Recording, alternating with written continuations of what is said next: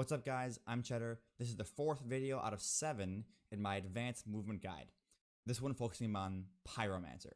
So we're talking about Dash, Firefly, we're talking about Firewall Yo-Yo-ing, C-Dash, Firefly, we got everything.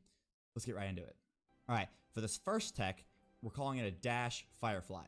So, on the Pyro class, once you hit level 2, you'll have the Firefly movement, which you already know.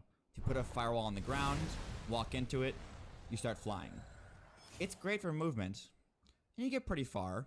However, if you combine a dash into this Firefly, you'll get much farther. So if you remember back in video 1, we talked about dashing from height and conserving momentum, this applies. So if you go up in the air, drop your Firefly, and dash into it, you go significantly further.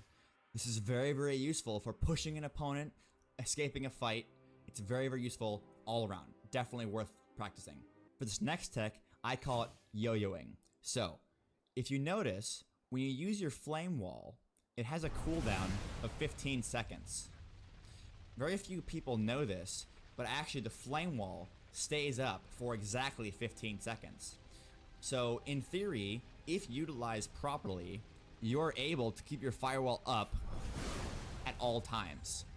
So, for this one, you have to have Firefly, level 2 in the class. If you put your flame wall on the ground, walk into it, and start flying, while you're in the air, if you come back down and hit your firewall again, you'll fly again. And you can do this over and over and over again. And once your cooldown's gone, just put another one. Walk back into it, and away you go. If you wanted, you could cover the entire map and never hit the ground. While it may not be very effective, it's certainly useful. Especially when fighting a Stone Shaper. So, when fighting a Stone Shaper, they want you to be on the ground as long as possible to do the most damage. As a Pyromancer, you're able to utilize your Flame Wall and stay in the air, in theory, forever. So, this is a great mechanic to practice. Highly recommend it. So, for this last tech, it's utilizing your entire Flame Wall for movement.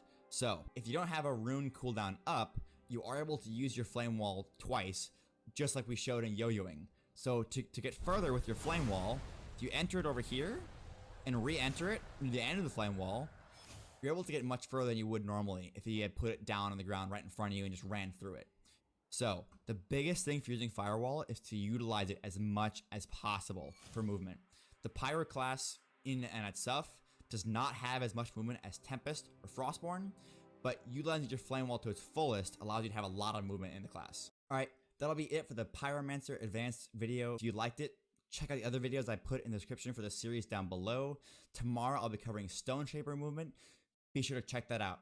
Hit that subscribe button to see more content like this. I'll catch you guys later. Peace out.